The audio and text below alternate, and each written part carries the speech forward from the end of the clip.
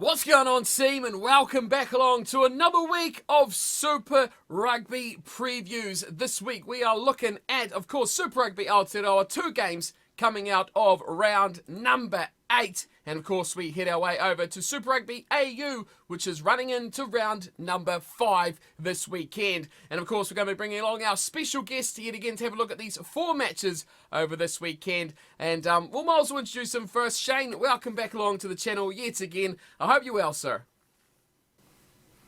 Yeah, I'm going well, Stephen. It's been a busy week, but I'm looking forward to a day off tomorrow and a couple of days of the weekend, and lots of sport, particularly lots of rugby. It's good to see the rugby, particularly in Australia and New Zealand too, but we've got to give and take there, don't we? It's good to have live sport. That's all that matters. It's good to have the sport back on the screens to watch again. Now, of course, you can be seeing this in a couple of places. Of course, we are on, of course, my YouTube channel, on Cornflake's show, where you can see this one probably first. And then, of course, we will be on New Zealand Sports Radio on Friday evening, just before the Australian round kicks off underway. So wherever you're watching us from, welcome along. I hope you enjoy, and of course, let us know your thoughts on each and every game as we go through them. And of course, don't forget to share this with your friends as well, so we can spread the world of glorious rugby coming to your TV screens and, of course, stadiums near you as well. So get out there and share the good word. And if you don't agree with us, let us know in the chat. Let us know in the comments. And start some good discussion, because, Shane, it's all about opinions. It's all about what we love, isn't it? It's all about expressing the good game of rugby. Now, getting into this weekend, as we always do, we'll kick things off yet again by having a look at the Super Brew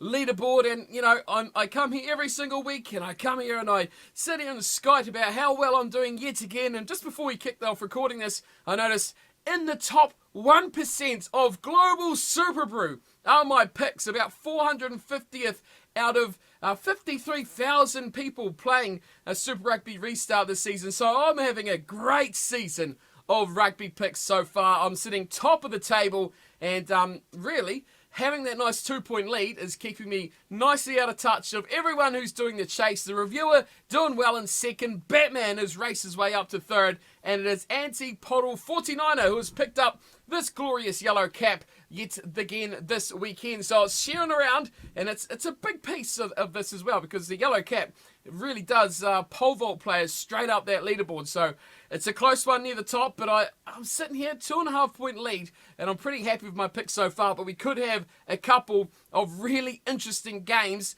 that could swing this one left or right. Shane, heading into last weekend, how did your picks go? A successful one? Because the week before you were 4 out of 4. More success for you, or did the train sort of come off the rails a bit? Yeah, it came off the rails a bit, Stephen. I got 2 out of 4, which was I got the 2 Australian games right. I very nearly got that Chiefs game right. But as a Blues, I wanted the Blues to hang on and hard overhead, I suppose. But it's it was some excellent rugby by the New Zealanders that weekend, and really, so I think this competition, that's what's so good about it. You can't pick it. Yep. And I mean, no one picked that Crusaders Hurricanes game, did they? I know she's still sporting that Hurricanes cap, but 96%, I think it was, of Super Brew pickers picked the Crusaders, picked that one. I mean, really, going into it, form and all that sort of thing, you would have been silly not to have picked them as well. But, I mean, fair play to anyone who did pull that one off and come away with the 4 out of 4 from the weekend. It's pretty tough when you get a big upset like that. And you're right, the Chiefs almost did the impossible as well and picked up their first victory of the season. Some dodgy refereeing at the end, but we may talk about that one later on as we get through it. But well played to Anti-Pottle on Super Brew. Good job, chap. You got the yellow cap this week, but you've still got a long way to go to catch up with number 1. Been there all season, not going anywhere. Okay, Shane, let's get into our 4 games this weekend. We kick things off Friday night over on your side of the ditch. It is the Force hosting the Rebels. I mean, they should call this one the travelling derby or something, because neither of these 2 teams are going to be at home potentially this season, both on the road, and they're facing off this weekend to open up our round. Next up on Saturday evening, we have the Chiefs still looking for that first elusive number one victory. They're up against the Crusaders, obviously hurting from that opening loss of their season. Then following that, the Brumbies take on the Reds, and then finally on Sunday afternoon, the Highlanders take on the Blues. So let's get things underway here. The Force versus the Rebels. Now this is weird. The Force, what did you make of that team last weekend? Really struggled against the Brumbies, didn't they, to get into the game and to get into that style of rugby that the Brumbies presented them with? Well, in in hindsight, me and the essential staff, the cat, just wanted to go to sleep watching that game. Um, the Brumbies virtually, in my opinion, had most of that job done after the first 10 minutes when they scored the first two tries. They scored another couple of tries. The Force absolutely tried hard. We can't deny them that. And Steve, I think we're in agreement here. We will never deny the Force don't try because they do. But it was just one of those games where, you know, quality wise, perhaps we saw the quality perhaps in Australia's best side in the Brumbies, but we just didn't quite see that with the Force um, last week. And I think I think too, a lot of players here, there's a lot of players that have played Super Rugby level, and there's a lot of players that haven't. And I think too, that's a learning experience for the Western Force. Um, because we still don't know what sort of competition structure, and that's a discussion for a later time, but we still don't know what's going to happen next year. Maybe they'll be back with Super Rugby. We just don't know. So um, I'd see this for the Western Forces a learning experience. They certainly are trying hard, but yeah, it's up against the team. If they've got um, any team they want to fight on Friday night fight night, as we call it over here, it's the Rebels, and we all know the history. 3 years ago, one of those sides were going to get cut from Super Rugby. Well, there's no better incentive to turn up against the Force on Friday night. 100% right on that one. That gives it a little bit of extra meaning and incentive, doesn't it, for the Western Force? It was strange watching that game against the Brumbies, wasn't it? Because the Force have been, only a couple of games that they've played this season, but they've been fast starters, out of the blocks, hitting teams early, hitting teams hard, getting those early leads and trying to fight their way to keep the lead intact. But last weekend, they didn't do that at all. They were blitzed off the kickoff, and they never found a way back after that, which was quite surprising given the way that team plays. But I think they played a bit of a part into how they just couldn't get into that matchup. We'll have a look at the two lineups, and there's some interesting selections in this one as well, especially the Force. Starting off their forward pack, Heiberg, Kaitu, and Longbottom as their front row. Thrush, Lee Warner in the second row. Stowers, Ferris, and Stander, the amazing back row that the Force do possess. Ian Price back, and he'll partner again Jono Lance in the halves. The midfield partnership, I'm sure you got a word to say about this one, Shane. Richard Kahui and Kyle Godwin. You've been trying to get Kyle Godwin back in the starting lineup, and he's finally there. So we'll let you talk about that one in a second. The wingers are Marcel Braki on the left side, Byron Ralston on the right, Jack McGregor at fullback. Finally, you've got your wish, Shane. You've got Godwin in there. You've got the former All Black and World Cup winner Richard Kahui. Things are good for the Force midfield, aren't they? Well, you've got an All Black and the Wallaby in your centre combinations. Gee, I wish I had Walter Little and Jason Little in in the fantasy side, and the damage they could have done to. And we had Timmy Horan as well. Imagine some of those combinations back in the day. This is not quite that, but Richard Kahui and Kyle Godwin have a lot of experience, and I've called for Kyle Godwin to start because he is a Wallaby. B, he has a lot of experience. Richard Kahui obviously was coming into that side last week, and I think he just needed the run on last week, but his experience will be valuable. McGregor's developing into a fullback. Obviously, Jeremy Thrush, another experienced All Black, experienced rugby player at lock. Um, John O'Lance has got to. This is what I want to see from John O'Lance. Stop being so static. Stop being so bloody static, mate, and get your forwards going forward. Get your back line moving. Um, Throw a couple of passes, throw a couple of cutout passes, get them really moving. So there's a lot of things they can do. I think Standers, you said before, Steve, he's really started to impress with his work rate. So there's a lot of positive signs there. And we look at the bench, another Wallaby, Pet Cowan is on there. Nick Frisbee is on there as well. So, you know, I reckon the Force have probably picked their best side. Probably without Greg Holmes, probably the other one missing, but roughly their best side that they've picked to date. Yeah, and what a time to do it as well. I think they needed those first few rounds, didn't they, to I guess acclimatise themselves, but like you say, get up to that level and get that little bit of experience for those guys that haven't played in Super Rugby before. That's been beneficial. They've learned. I think now's the time, like you say, get that best team out in the paddock and actually start to fully compete, not just on a scoreline level, but on a tactical level as well.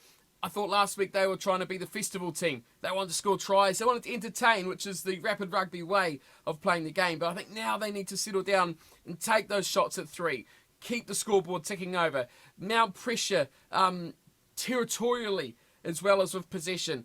That's what they have failed to do this season. Although it's been great to see entertainment, it's great to see those full 60, 70, 80 metre tries that they can pull off, but they need to still grind as well. And if they're going to beat the teams like the Brumbies, they're going to beat the good teams, they need to be able to grind.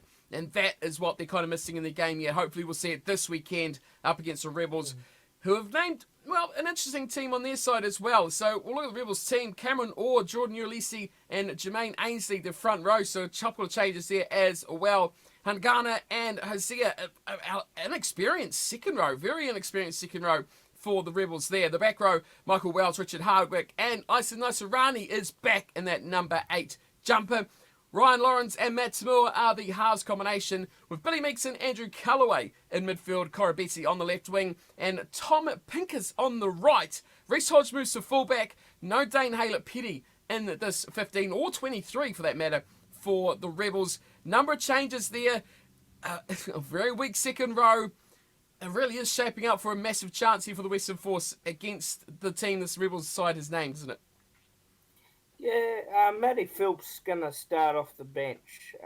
Just looking here, so that's obviously another Wallaby in his own right. So that and Big Farmer Suliali, who's really impressed the front row forward. He's played really well, the big fella, and so perhaps they're looking for that impact later off the bench with that experience. No DHP, not even Ross HP. I haven't seen him play in this tournament so far, if my memory serves me correctly. Where they lose that experience at 4 and 5, Wells, Hardwick, and Izzy Nazarani, and congratulations to Izzy. It's his 50th Super Rugby cap on the weekend, so well done to him. That's a bit, to make that 50th cap level is an elite effort in this game, and we celebrate those achievements. That backline's still very good. Tamua, Korobeti, Hodge, Kellaway, I think, needs to keep improving his game. This is really his second chance. I've mentioned it before. Billy Meeks has got to get more involved. Steve, 3 years ago, I was at a National Rugby Championship game between New South Wales Country and Perth, which is now the Western Force in that competition as well. And I said to the father of a Super Rugby player who was from our town of Tamworth, I said to him, someone better pick up Meeks because he was the best on the ground, even in a losing side. He hasn't. He has his good moments and his bad moments, but he's not running the ball enough. Games like this are made for him. I really think that if he can keep that combination going with Tamua, Hodge at fullback this time, there could be something special in that back line. Tamua's doing a lot of work. He just needs some of his backs to help him. That's why the Rebels and the Waratahs were so bland. That, those sort of things come to pass. But when I look at it, I'm looking objectively here that the Rebels, for all the talent they've got in that back line and the forwards, they could be. Well, they've done well to get that win last week, and comprehensively enough, they could be doing a lot better. And this is the consistency that always falls back on the Rebels too. So it's going to be interesting to watch two inconsistent sides go at it this week. Yeah, that's very I'm, true. I'm going with the Rebels by 7. The Rebels, on paper, very good side, aren't they? If only rugby was played Yeah, on absolutely. paper, they will probably be, up there with one of the best Australian teams going around. Very good squad in that way. But yeah, performance-wise, not their best. So yeah, big chance for both teams to lay down a bit of a marker here. The Rebels pushing their way for that number 2 spot, aren't they? They're fighting with, I think, the Reds to get there. The Waratahs certainly have fallen off the pace big time. The Western Force, they're out there. They'll be that banana skin, as we kind of suspected right from word go, but definitely capable to do the banana skinning, definitely on some teams as the season progresses. But the Rebels, they need to win this one. They need to win it. I think they need to win it comprehensively, but they're going to have a really tough time. And I just question, maybe have they a little bit potentially underestimated this Western Force side? Just with the changes, players missing, there could be other reasons we don't know about, but you look at it and go, they're missing some key guys. They've made some key changes. You can't go into this game expecting a victory. They've still got to go out and be very professional about this and play their game plan, because if they go out and they give the Western Force, again, like other teams have done, a 14-point lead, a 20-point lead early on, like they can do, we know they can do it, it's going to be very tough to get back, because the Western Force, much like any underdog, much like the Sunwolves, much like the Southern Kings, all those sides like that don't have those big name players, don't have those big game performers, when they get their tails up as an underdog, they are so hard to stop, and they just become better players. Confidence breeds amazing things out of some of these players, and the Western Force have the capabilities. A little bit of confidence could prove the difference for them this weekend. You go on the Rebels to win this one, away win. What was your margin? I might have missed it. I'll go by 7. I think I like the idea that the Force have put the All Black Wallaby centre combination in there, as well as obviously I think Thrush is going to have a big game. So I really do think that the Force will turn up for this one. This is a grudge match, It's and this interesting. is their probably grudge match. I reviewed this game before the teams were announced, and I thought, yep, Rebels for me. I've gone Rebels by 9. I'll stick with that. But looking at the teams now, I give the Force much, much better hope than I did at the start of the week looking at this fixture. Now the teams are named. The Western Force are in for a mighty chance to pull off a big win here and take their first scalp of Super Rugby AU. We'll move on from that game. Game number 2, we're back here in New Zealand. It's Waikato Stadium, or FMG Stadium, Waikato, whatever they call it now. Sponsorships, eh? Where's our sponsorships, Shane? I mean, we should have the show of the week, shouldn't we? FMG, any sort of beverages? Come on, where's the sponsorships for us? That's game 2. The Chiefs, winless, struggling. The Chiefs, how many more things need to go wrong for this Chiefs team? Last weekend, we were talking a little bit about it before we started recording. Just that penalty at the end, the Mackenzie try against the Highlanders, everything just goes against the Chiefs, doesn't it? And they just can't get that little bit of luck to get over the line. This is their last home game, and they're up against the Crusaders. What worst possible thing could be the Crusaders in your last home game, but the Crusaders coming off a loss? I feel sorry for the Chiefs. This is tough for them, isn't it? Yeah, and one positive though I will say is they went back to their old school tactics, the zigzag angle line running, which someone from Twitter actually asked me what is angle line running that you keep referring to, and I had to try to explain it to him. Um, but they did that against the Blues, and they very nearly got over the line in that last play there. It just turned out that he wasn't releasing the ball, and a penalty went to the Blues. But it's like the Toby Keith song. Compare the Chiefs and even the Waratahs. I ain't as good as I once was, but I was good once as I ever was. And I think the poor old Chiefs, there is no lack of effort again. Mm. They're picking up bonus points in their losses. They're not that far off. It's just a lack of execution, and we talk about it. We've talked about it for the last couple of years, haven't we, Steve?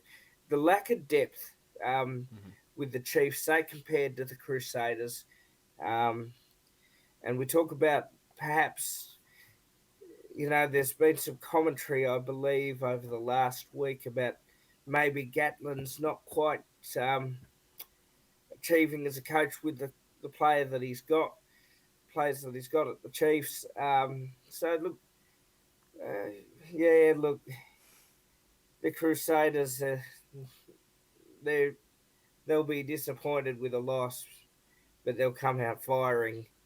Um, at the other end with this game, they don't lose two in a row very often. Well, yeah, that's yeah, when's the last time the Crusaders lost two in a row? There's one for the stat man. That would be a very interesting one. I'll have to find that out before the weekend kicks off. The two teams for this weekend, some big occasions in here as well. Front row for the Chiefs, O'Neill, Slater and La, Vai and Brown. The second row, Boshier, Kane and Sowakula. Pretty settled front row there of pack, I should say, for the Chiefs. Brad Weber will run with Aaron Cruden, who is lining up an absolute stackload of caps now. Another big monumental occasion for him. Sean Wainui's on one wing, Sean Stevenson is on the other. So the two Seans together again. Alex Nankiville at 12, Antonina Brown at 13, and Damien McKenzie at fullback for the Chiefs. Up against them on the other side, a few changes for the Crusaders. Front row, no Moody, so George Bauer comes in to start the Lucid side, Cody Taylor and Michael Aotearoa on the Lucid side, on the tight head side, sorry. Whitelock and Dunshay together again in the second row, but the back row's interesting, isn't it? There's no Fitu Douglas, so Sione Havili starts at 6, Tom Christie at 7, and Tom Sanders moves to number 8. Mitchell Drummond comes in for Bryn Hall to get a start. Those two interchangeable. Two very, very good nines at the Crusaders. Moanga at 10 yet again. Goodhue and Paya in midfield. Another big test here for Tilu Paya once more. Bridge on the left wing. Severis on the right. Will Jordan at fullback. I'm kind of erring on the side here. This could be a bit of a backlash by the Crusaders. You say they don't lose twice very often. It's very rare. But just how this team reacts to a loss will be very interesting to see, won't it? Yeah, I think they got a scratch as good as my essential staff, my cat. So they'll certainly come out scratching. And it's the Crusaders with that depth. I'm happy enough to say that I'm going to tip them.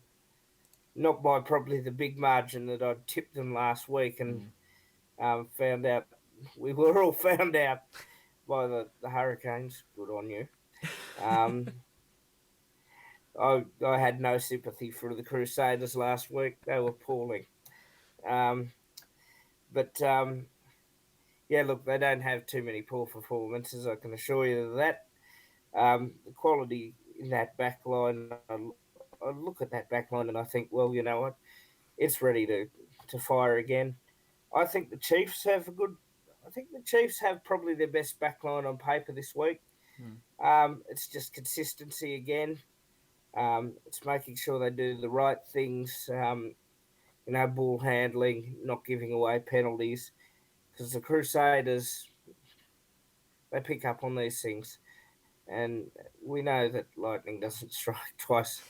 The Crusaders are going to come out firing, and I think they win it by 10. Finally, on this matchup, Shane, I mentioned just briefly about the monumental occasion it is for Aaron Cruden, 100 caps. I wanted to mention it separately, but also Sam Whitelock, 150 caps for the Crusaders. These two guys, massive parts of New Zealand rugby, aren't they? Absolutely, and well done, fellas. That's elite. We talked about, with Izzy Nazarani making 50 caps, and 50 caps is an outstanding achievement, and that is elite as well. These guys have served not only their respective franchises, but New Zealand rugby as a whole. They're champions. And the mark of a champion is if you turn up every week, do your best, um, know that you've given everything at the end of the night for your team and for your mates. And I hope that they just go out there and enjoy their run out. That's a huge achievement. Well done. Indeed, it is. And we celebrate these things in rugby. We sure do. We sure do. 50, 100, 150, 5,000. Doesn't matter. It's still a big occasion for these chaps. So, yeah, well done to Aaron Cruden. Well done to Sam Whitelock. And to Nice Rani, like you mentioned before, on the achievements. You've gone the Crusaders to win this one by 10. I am going something very similar. I'm going the Crusaders to win it by 9.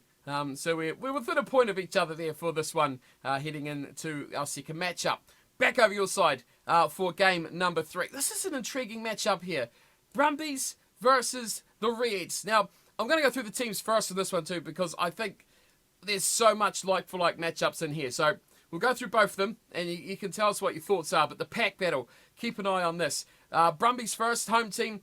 Scott Seo, Flau Fainga, Alan Aotearoa, Darcy Swain and Nick Frost in the middle of the pack. Rob Valentini, Will Miller, Pete Samu completes the forwards. Into the back line, Joe Powell, Bailey, Kunzel again starts at 10.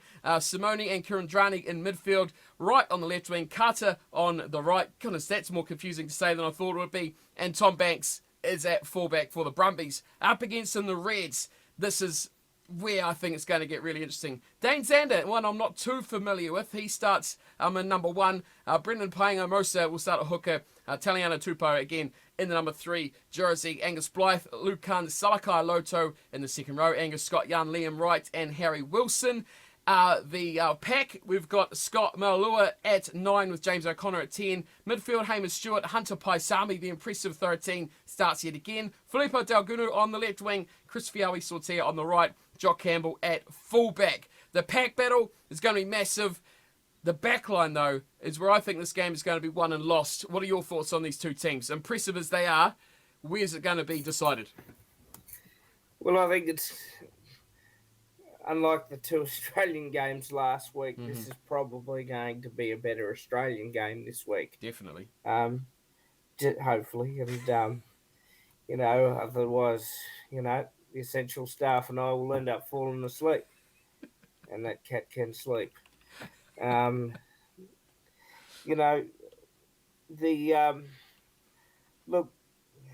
I look at this, and I think that's certainly and I'll be biased because I'm a Reds, obviously.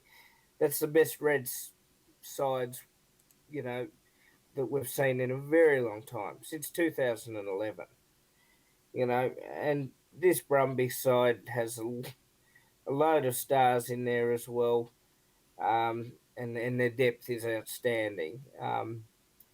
So when I look at it, and I look at the similar playing styles, they both play old school Australian style of rugby, but they're also not afraid to use the back line to try and punch that through that line, run straight at the line.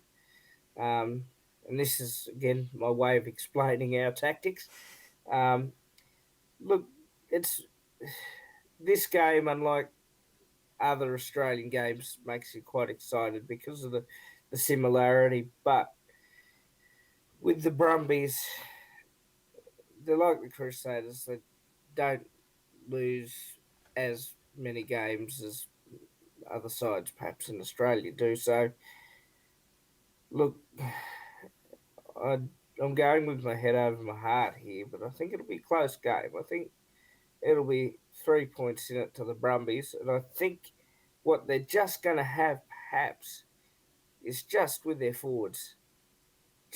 They'll just have that little bit more consistency with their forwards because the back line's very even, and it's great to see it. Jordan Petard here back on the bench. Tate McDermott is going to play off the bench, so I expect if they have those fellas on the bench, there's going to be a lot more running, as there usually is in a Brumbies Reds derby, compared to, say, other derbies out there where a lot more structured with kicking and running. This one's going to be a bit different. So I'm not going to say it's going to be a game of the round because I think the New Zealand ones are going to be a bit better. But this is going to be probably Australia's best game in this round. Oh, by far. By far. This is my pick for the Super Rugby AU game of the round. No question about it. I think this is going to be, hopefully, what I'm thinking is this is a game from a couple of weeks back when we had those exciting matches. They were decent, good quality, and they were close and tight. That's what we needed. We were really let down last weekend. I think that was a really poor weekend after such a strong one the week before. Consistency is a word you've said a lot in this episode already, and that's, I think, where these two sides lack. You've really covered most of the other points I was going to make about this match, about the bench. Malulua starting instead of Tate McDermott. Harry Hooper injured, so that's him out for 4 to 5 weeks. It's quite a significant injury for the loose head prop. Bit of a change and shuffle around in that back row. Angus Blythe coming back, switches around with Angus Scott Young. And Fraser McWright moving to the bench. Although I think he's been great this season, it really shows the good depth that the Reds have actually built in this team. That they've got a guy who is capable, more than capable, of starting in the side, can rotate, moving off the bench, and get a bit of, depth, I guess is the only real word you can describe it, in the side where they can come in and start. They can get guys keeping fresh and keeping ready to go in this team. So that's really, really good for them. Really strong inside. And Jordan Petaia, he's back again, back on the bench. Australian fan, Shane, to the heart, to the core you are. Reds fan, Jordan Petaia, he really is the key to the Wallabies' future, isn't he? I think so. I think people enjoyed the way he played in the last couple of games of the Rugby World Cup. They could, and not that I had much faith in Michael Cheika towards the end, but I'm glad that he showed faith in starting him against England, because even the English media were quite impressed by his performance out there. I really hope for this young fella that he remains injury free. I also hope that this is his first game back in a little while, so it's probably more or less that he has to go out there and enjoy the run out again, enjoy the feeling of being with his mates again. But I really hope you don't want to see him become a bit like the fellow. I think he was at the Highlanders this year. He was a Hurricane. He was a Milner winger. Scudder. Milner Scudder, who's another talented young fellow that had a lot of injuries. So my thoughts are with him. I really hope that he is. He's a good part of the future. So is Hunter Paisami, another big fella that really enjoys running up and running the ball hard. If Pataia's fit and Paisami's there, I hope that they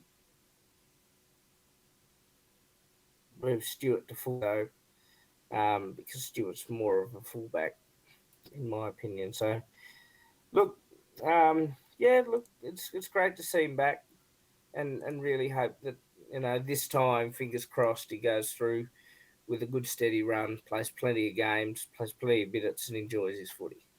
And remember, he's only 20 years old as well. I mean, it feels like he's been around for years already, and the kid's only 20. Huge future ahead of him as well. So it's good to see him back. Hopefully, like I say, he stays injury-free, and we see a bit more of Petaia throughout Australian rugby as well. So you've gone close win for the Brumbies in this one over the Reds. I agree with you. I've gone just by 4 points, and it's going to be tight. I'm hoping it's going to be exciting, and I hope the two sides use a bit of that pack. They use a bit of that back line, and they try and outsmart each other rather than just being, two big packs going and smashing each other through the middle and not being too inventive of how they play. They've got good backlines, and they both need to use them to get the best out of this matchup. So I'm hoping game of AU this weekend, and hopefully it could even be one of the games of the round as well. But we move into our final match of the weekend. It is the Highlanders back in action off the bye up against the Blues. Now this one's down on Forsyth Bar Stadium. We don't have the lineups yet, as we never do, recording these on a Thursday evening for the Sunday game. They should name them a day earlier, would save everyone a lot of trouble, but we're about 24 hours away from having the lineups named. The Highlanders are in a bit of strife, though. We had those players who went on a bit of an exciting, enjoy your own backyard, bit of a binge in Queenstown over the last week, so could be possibly facing a bit of strife with some players, maybe missing, maybe not missing. We're not too 100% sure who they are, what they've done. Well, we know what they've done, or what is going to be the punishment for them. So that's a bit of a downer for the Highlanders, but back at home, back off the bye. They were building nicely, weren't they, coming into this round? Can they keep up that? Is this sort of bad media thing going to be affect them in a good way or a bad way? Because we often see teams fight back quite hard when they get this sort of bad publicity, don't they? They come back to prove a point, and what better team to do it against than the Blues in your own backyard? Well, Dunedin always puts on a show, and they know how to party pretty hard. I can remember when I was there 4.5 years ago. The best city I've been to in New Zealand, by the way. I loved it there. It's and you could hear all the party noises while you're trying to sleep in your hotel room, ready for another big day travelling. So, look, they'll have a really good crowd, a really good party atmosphere, and that always tends to favour the Highlanders when they're consistent. Mm-hmm. And you know, it's with the Highlanders, it's a bit like the Pokemon theme song. You want to be the very best, and whatever it is, you got to catch them all. Well, I can tell you, the Highlanders better start catching them all if they want to go far. And same with the Blues. So there are two teams that have got points to prove. The Blues were outstanding in defence last week. No one can take that away from them, particularly in the dying minutes when the Chiefs, who are also gutsy, were coming at the line,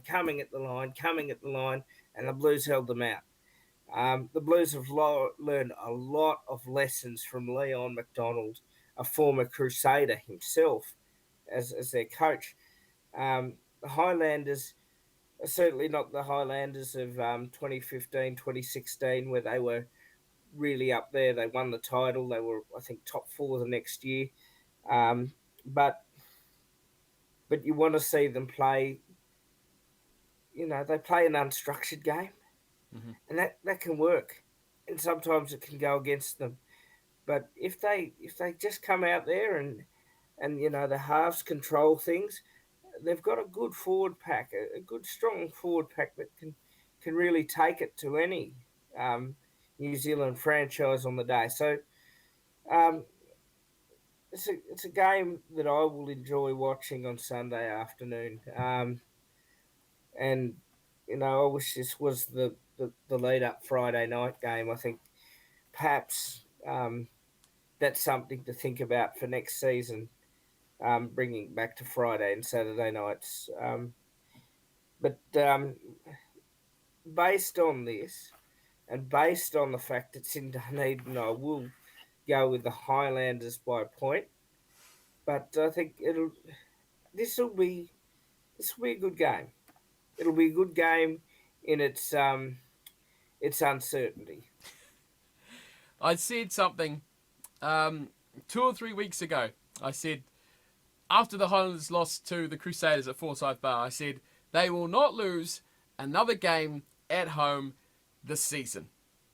They only got to play a couple, but this is one of them. I believe the home ground advantage is the difference. Remember, they played the Blues at Eden Park and they only lost by 3 points, if my memory serves me correctly. 2 or 3 points. It was really, really close. And that's how tight it can be. That same performance in Dunedin, like you say, can be switched right around to the opposite direction. Big selection issues, though. This whole debacle about what's going on in Queenstown, that's one thing. Josh Ioane, apparently not involved in this, so the likelihood is he'll start at 10. Mitch Hunt, if he's involved or not, he has been in impeccable form. 15 is his jersey. A guy like Josh Mackay made a massive impact 2 weeks ago. Hopefully he's still going to be playing on the park. There's a lot of guys that can make a difference in this team. On the Blues, it's been a bit of a, since that game against the Crusaders, it's been that slippery, slopey slide back to the old Blues, I feel. And I think the Blues adapted to the new rulings of the laws in round 1, 2, 3, when they were pretty much destroying everyone. They adapted the fastest. Their game plan, their play style, and their players fitted that mould the best. The game And the referees, I think, have slackened off a bit in the way that that's ruled, and slackened off a bit in the speed of which they blow penalties for those tied ruled, the offsides, the ruck penalties. And the game has slowly slipped away from the Blues. They've lost Hoskins to Tutu, who was a big part of that, three-man back row that was so punishing. Now it's less effective. The midfield they've gone with, the Plummer idea at 12, going away from TJ Faiani. That has affected their play style as well. They've had players coming in and go. Caleb Clark's gone out for fair enough reasons, but it's disruptions. Barrett and all Black now are swapping the 10s with Black having that little niggly injury. Things have changed for the Blues. The game's changed. And I know what you think here, Shane, but I think the game has kind of left the Blues in the last 3 weeks. And we still don't know when Carter's going to play either. Which is one of the reasons I got so excited, with the signing of, obviously, Beauden Barrett firstly, and then Dan Carter, to have one of the best players I've ever seen. John Eales was probably the best I've seen, and that's my opinion as an Australian. But Dan Carter was certainly up there, and as was Richie McCaw. I was really excited to see Dan get involved, and he's been water boy getting out the Gatorade.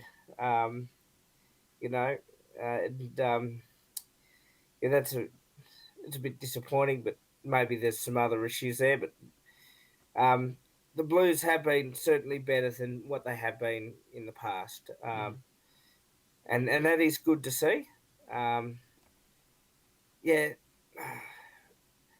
they have learnt lessons, but you're right. This positional hearsay, there's more changing of the positions at the Blues than the National Party in New Zealand at the moment. With it's almost like positional changes here and there. So I just want some consistency there. I hope Dan the Man does come back. I'm rambling on too much, but yeah, you're right. And maybe that might be their downfall. Maybe we are seeing some signs of the Blues of old, though I think they're a lot better than what they were before. So, to Forsyth, to Dunedin, to the party capital of New Zealand they go. And mate, flood the stadium, bring all the fans there, get out there and enjoy it, because I think it'll be good afternoon.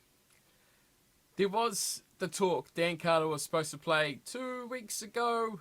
I think off my top of my head, 2 or 3 weeks ago, he was in line to start, but pulled up with a slight niggly injury and withdrew from the team. He was to be named on the bench for that game. I can't remember off the top of my head who it was against, but 2 or 3 weeks ago.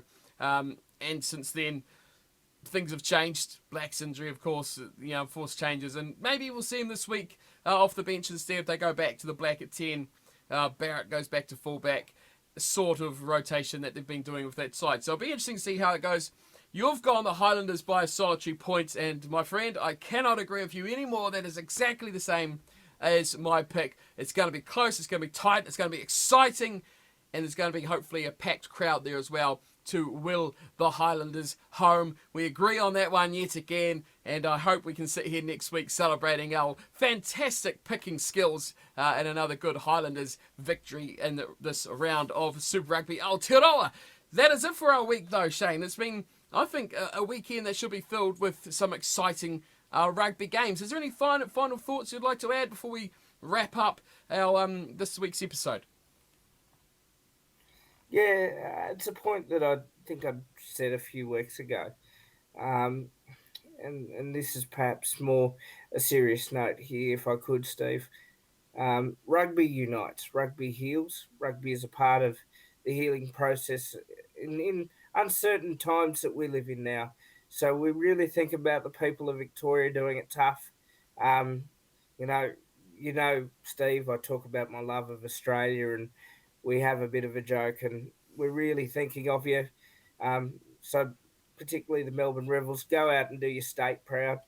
Um, and please, you know, those boys are out there to give some entertainment for your weekend. So please stay at home, enjoy the rugby, and hopefully they can put on a really good show for 80 minutes for 4 games. Well said, sir. Well said indeed. 100% agree with you. You're spot on the money. As always, Shane, thanks for coming along each and every week. We appreciate your attendance and having your thoughts on the show. And thanks to all you guys for tuning in as well here on Cornflakes YouTube channel. That's mine. And, of course, New Zealand Sports Radio. If you can, you're watching on Facebook, do share it with your friends. Get the word out there about the shows. We've got shows going out every day of the week. We've got cricket shows. We've got league shows. We've got previews and reviews of Super Rugby AU and Aotearoa. So get tuned in, share it with your mates, get a bit of banter going on about your thoughts on these games and, of course, all sports going on around the globe, because it's fantastic to have as little as we do have. It's still glorious sport to have on our side. So make sure you tune in to all the shows we've got coming your way. Trying to, as Shane said, entertain the masses and get everyone's thoughts out there, get your brains thinking, and get supporting the boys who are out there doing the job on the paddock. That is us for this week. Big thanks to Shane for coming on, and we'll see you all next time for our next round's preview in a week's time. Until then, thanks for watching, and take care.